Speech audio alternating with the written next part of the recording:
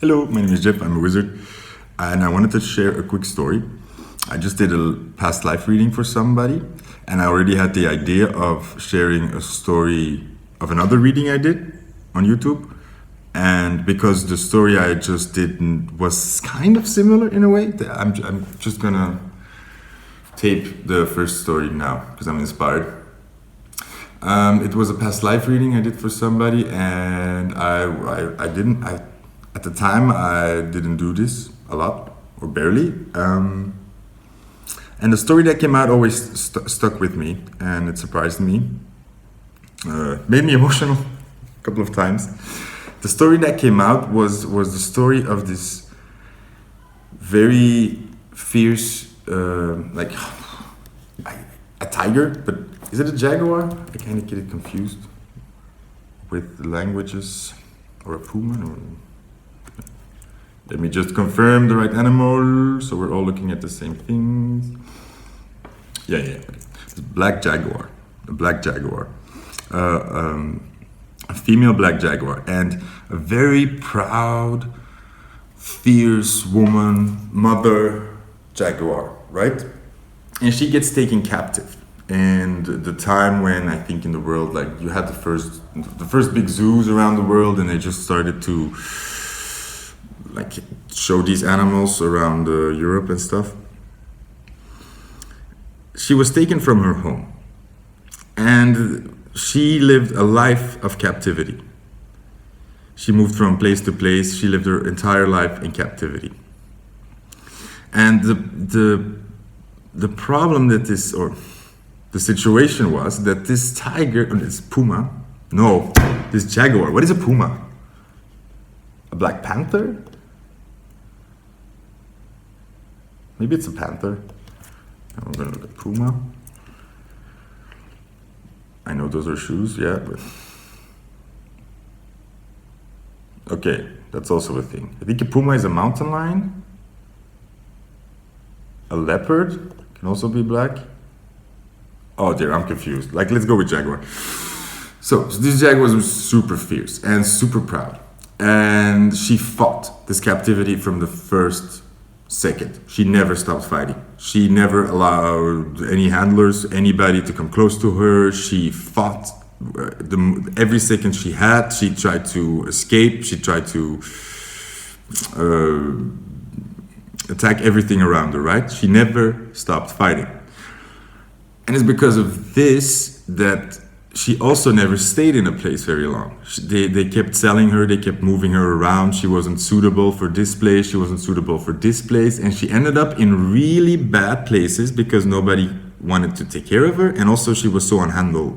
It was so difficult to handle her. Like every feeding was terrible, and then she refused to eat. Then she got sick. She fought her captivity all the way.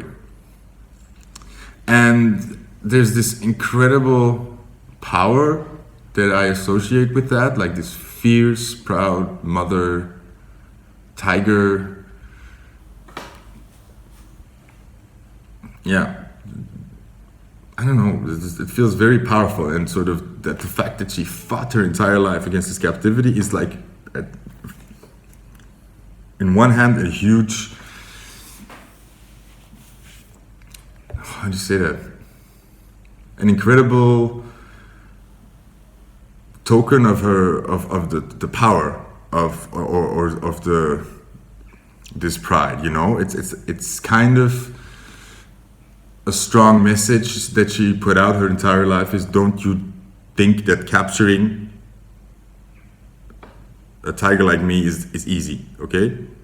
There's no way that I'm going to let you think that this is something you're going to get away with.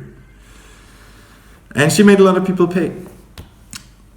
But on the other hand, along the way, especially years in captivity, there were a lot of people who were trying to really help this tiger. They really wanted to see her healthy. Some of them really wanted to maybe bring her back. But because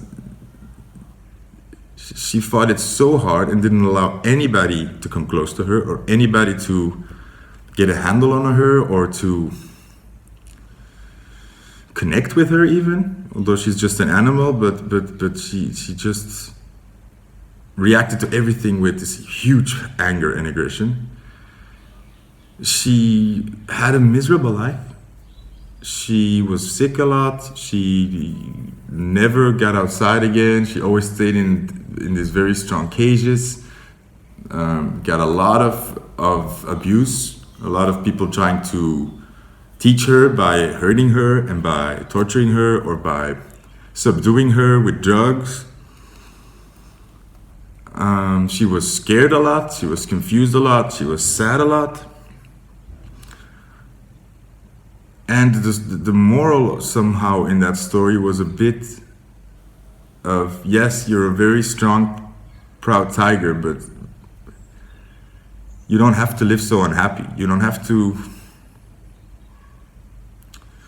have so much pain, and people around you really mean well. And if you would just accept where you are and give those people a chance, then your life could be a lot better and a lot happier, and you don't have to suffer so much, because you don't have power over where you go. You don't have power over what happens, right? And that's the problem, because that's what she knows, and the only power you have in that situation is to fight, to show your anger, to never give up. And there's the question that arises, is that smart? Because you are not accepting what is happening, and your pride and your anger is the thing in the end that keeps you from having a happy life despite these circumstances. So that story always stuck with me and made me think a lot. And now I kind of did a similar reading about a slave, a female slave who was taken from her country and then brought to a new country by ship. And it was a similar story of her struggle to accept defeat, accept that this injustice that happened to her, accept that she's now that she's now a slave and that other people have control over her and that there's nothing she can do about that. To accept that fully and to just move on, to make the best of it, and to accept your new life where you are, to not forget the past, but to mix the past with the new.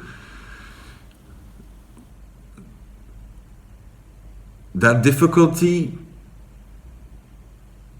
made her life very harsh, even as a slave made it a lot harsher than it had to be, and also in the end caused her to not find new happiness after she was taken, right?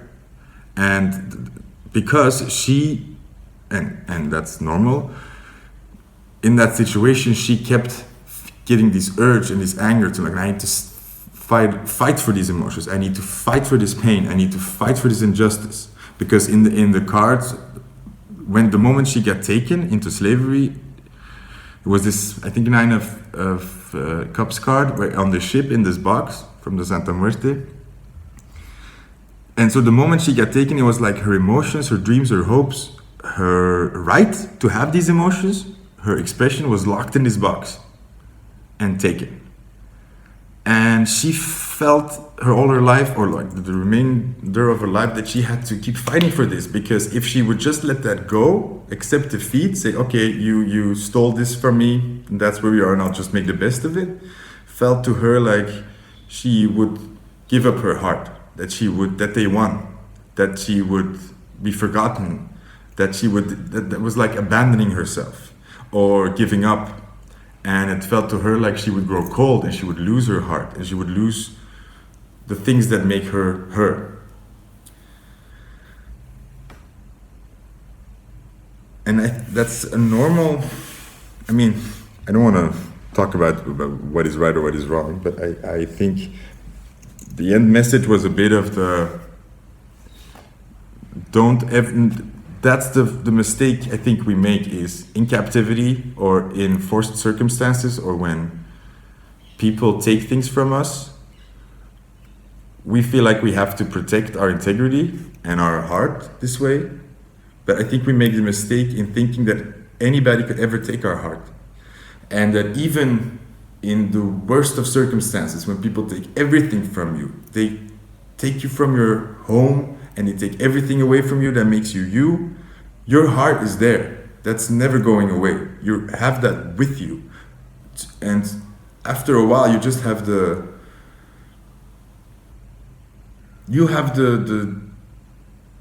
job for your own heart to make it happy again, despite where you are, okay? Because when you choose to keep fighting for injustice and keep living in that pain then you're giving all your power again and again to these oppressors. You're giving it away.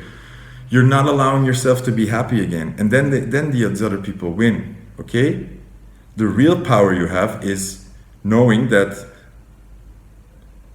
no matter what other people do to you, you have the right to be happy and you have the right to feel good. And that may seem foolish and silly and how can you just ignore this? But that's the power you have, is to choose to be happy and stop letting other people affect it.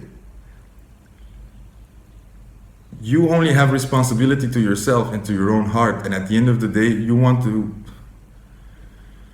see your heart happy and not tell your heart again, I fought for you again all day. I made sure that they didn't see me happy, so they don't think they can get away with this. I made sure we fought.